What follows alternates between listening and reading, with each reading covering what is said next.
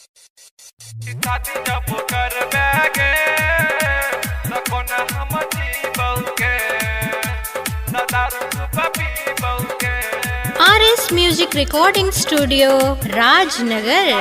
जब करबेगे तखन हम जीबोगे न दारू पीबोगे।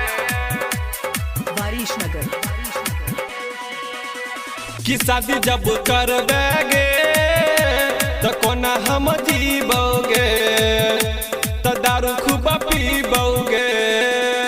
कि शादी जब करबेगे तो कोना हम जीबोगे तो दारू खूब पीबोगे।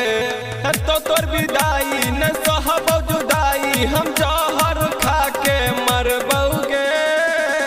कि शादी जब करबेगे तखन हम जीबोगे कि दारू खूब पीबोगे। दारू खूब पीबोगे। शादी जब करबेगे तखन हम जीबोगे न दारू खूब पीबोगे। हमरा जीवन के सुन गे छौरी क देले बर्बाद गे।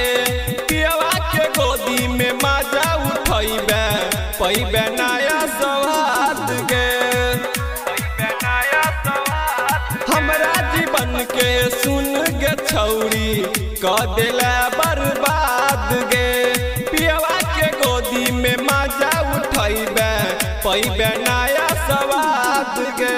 कि याद तोहर औतो त निंदिया सबे तो हम फसरी लगा के मर जेबोगे।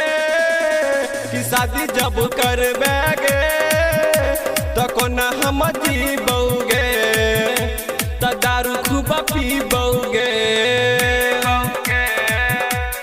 शादी जब करबेगे तखन हम जीबोगे न दारू खूब पीबोगे। जहर जुदाई के पियब हम छौरी रहबे तू खुशहाल गे। ससुरा में जाक भूल न जइहे छेल पंकज के माल गे। पंकज के माल के जहर जुदाई के पियब हम छौरी रहबे तू खुशहाल गे। ससुरा में जाक भूल न जइहे छेल पंकज के माल गे। छली हम दीवाना की कहते जमाना हम लोग के ताना न सहबै गे। कि शादी जब करबेगे तखन हम जीबोगे त दारू खूब पीबोगे। कि शादी जब करबेगे तखन हम जीबोगे त दारू खूब पीबोगे। कि शादी जब करबेगे तखन हम जीबोगे त दारू खूब पीबोगे।